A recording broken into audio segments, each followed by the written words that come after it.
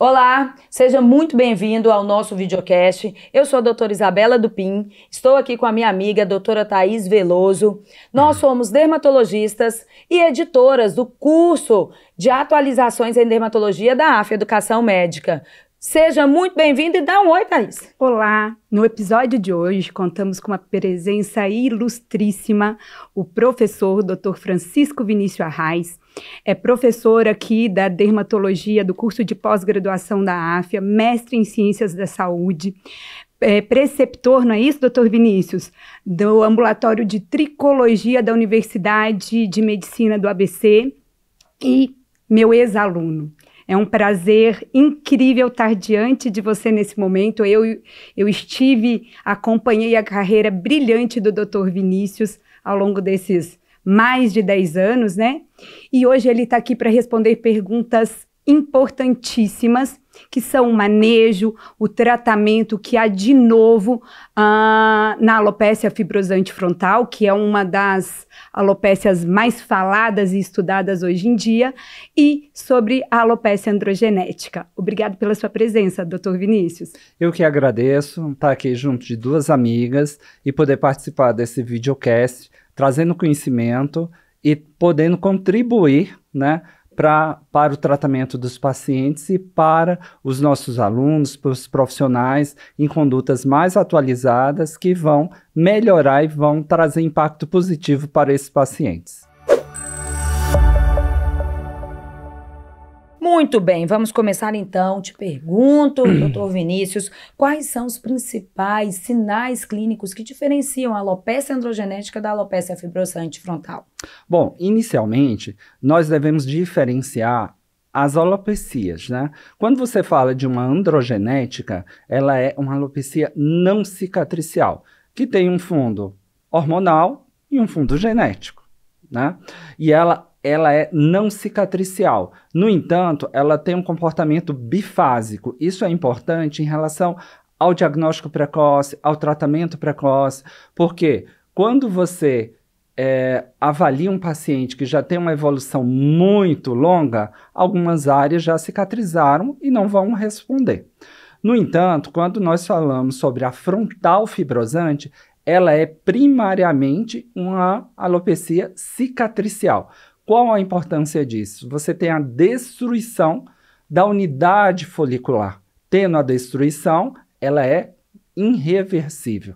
Então, o diagnóstico precoce, ela evita a evolução da doença. Isso também é importante para o alinhamento das expectativas com o paciente. Por quê? Porque a intenção do tratamento não é repilar as áreas que já foram destruídas, e sim evitar a progressão da doença. Então, uma é cicatricial e a outra é não cicatricial. E a tricoscopia, então, teria um papel fundamental nessa diferenciação entre a alopécia fibrosante frontal e a alopécia androgenética, dentre todas essas outras alopécias, doutor Vinícius? Sim, sim. Não só a tricoscopia, mas a topografia, né? Então, se nós pensarmos na androgenética, qual o local que ela vai ser acometida? Vai acometer a região frontotemporal, a região biparietal, a região do vértex da coroa, né? Que são as áreas androgênico-dependentes, né? E nós temos um afinamento, né? O que nós chamamos de miniaturização folicular. O fio fica menor, mais fino, mais claro. As unidades foliculares que têm 3, 4 fios passam a ter um, e isso vai criando uma diminuição da densidade. O paciente refere que no banho vê o couro cabeludo com mais facilidade, a intensidade, a exposição ao sol faz com que ele tenha sintomas de queima. O cabelo é um meio de fotoproteção, né? Então, a androgenética, ela é um quadro mais extenso e que na tricoscopia nós vamos observar isso, a miniaturização, os fios velos, os fios únicos, há uma rede pigmentar que se assemelha a um favo de mel devido a essa pigmentação e à exposição ao sol. Então é isso que você encontra. E geralmente ela é o quê? Assintomática. área, né? Então, quem é calvo não tem sintoma. Tem o quê? A evolução de uma forma lenta, no decorrer de anos, né? Você vai diminuindo a densidade capilar nessa área androgênico dependente, né? Do contrário, a frontal fibrosante, nós temos o comprometimento da linha de implantação capilar. Super importante que tem alguns sinais que podem ser sinais precoces de acometimento, as sobrancelhas. Então, muitos pacientes, eles perdem a sobrancelha como se fosse um sinal de alerta. E isso é um sinal de alerta para todos nós, dermatologistas, estudantes, médicos. Para quê? Perda de sobrancelha tem inúmeros diagnósticos diferenciais, mas é um sinal de alerta para você avaliar a linha de implantação capilar e ver se já tem algum sinal de uma alopecia cicatricial, como a frontal fibrosante.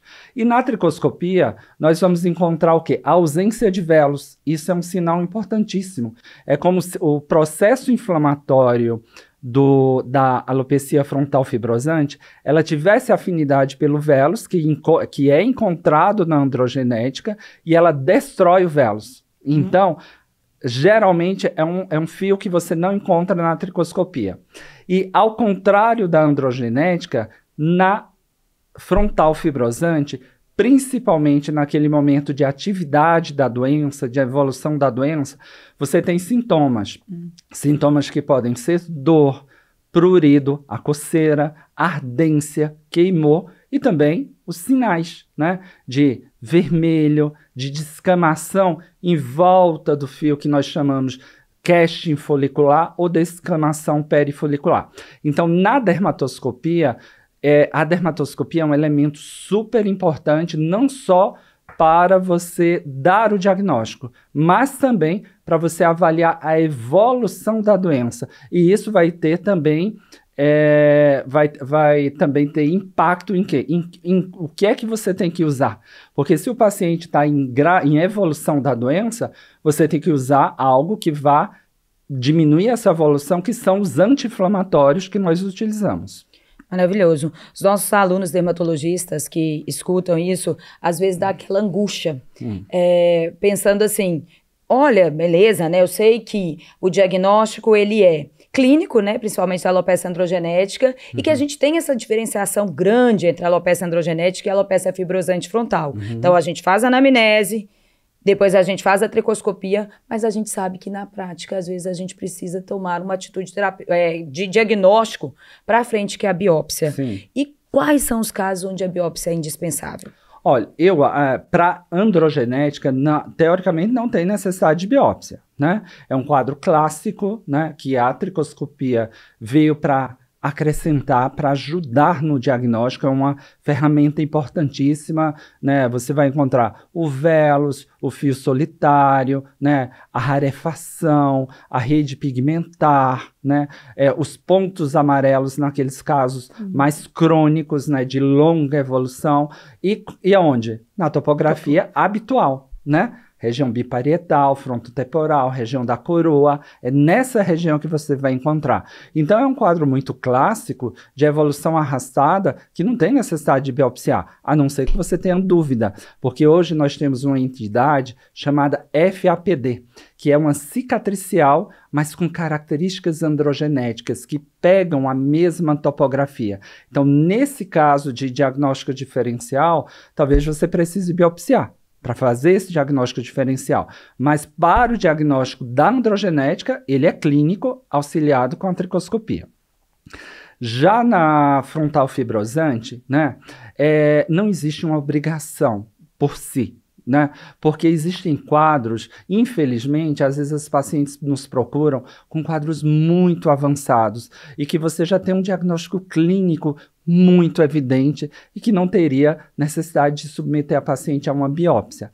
Mas, principalmente naqueles quadros iniciais, né, é importante documentar, porque as medicações são off-label, né, e você precisa documentar de uma forma que você possa ter mais elementos para justificar o tratamento, que é a longo prazo, e para poder a paciente entender e aderir ao tratamento. Então, A biópsia, em alguns casos, é importante e é necessária. Maravilhoso. Voltando agora à terapêutica da androgenética. Existe um debate sobre o uso do minoxidil oral e o tópico. O senhor acha que o minoxidil oral ele tem aí uma eficácia maior do que o uso apenas tópico? Tá, isso é uma questão que ainda tem um certo... É um debate, tem né? um Uma certo polêmica. debate na literatura. Existem algumas teses de doutorado, inclusive uma de Botucatu, que ela comparou o uso do minoxidil 5% com o uso do minoxidil 5 miligramas. E o resultado é que os dois são similares, tá? O resultado é similar. Claro, quando utilizado adequadamente, né? Mas o que é que nós observamos na nossa prática em si? Existe uma dificuldade de adesão do paciente ao tópico, tá? Ele esquece de utilizar. No caso dos homens, teoricamente são 2 vezes ao dia. 6 jatos ou 2 ml, 1 ml 2 vezes ao dia. A cosmética também, então, né? A cosmética também interfere. Tem pacientes que têm um pouco de prurido, tem pacientes que se queixam de seborreia, de ficar com o cabelo pesado, de ter que lavar com mais frequência, entendeu? Então, eu acho que os dois podem ter eficácias semelhantes, né? Mas, né, a aderência ao oral é maior. E aí você acaba refletindo no quê? Um resultado maior. Então é mais vantajoso. Porque ele traz essa vantagem, porque é uma cápsula que vai ser ingerida uma vez ao dia. Como a dose é muito baixa em relação aos efeitos colaterais, que podem ser hipotensão, e os efeitos colaterais do minoxidil, eles são dose dependente. Então é prudente começar numa dose um pouco menor e ir aumentando progressivamente, porque você vai titulando esses efeitos colaterais, que alguns podem ser incômodos, né? Como no caso da hipertricose, principalmente para as mulheres. O homem, a hipertricose, a barba mais cheia, o peito com mais pelo, talvez não seja algo que cause impacto, mas para as mulheres sim. E aí, às vezes, você usa uma dose menor oral, complementa com um tópico, então é tudo uma negociação, é o acompanhamento que você vai personalizando o tratamento desses pacientes. Mais para frente, a gente vai querer saber como o senhor faz esse acompanhamento. Tá. Eita, já quero saber. Vamos lá. A gente tem os novos antiandrogênicos, né, sendo utilizados. Como que você vê isso em relação à eficácia e uso prático da glaçoterona e de outros antiandrogênicos no tratamento dessas duas doenças? Tá. Em relação a... Nós temos que diferenciar aqui, em relação às medicações antiandrogênicas, né? Quando você pensa no público masculino e quando você pensa no público feminino, né? No masculino, nós só temos 2 medicações, né?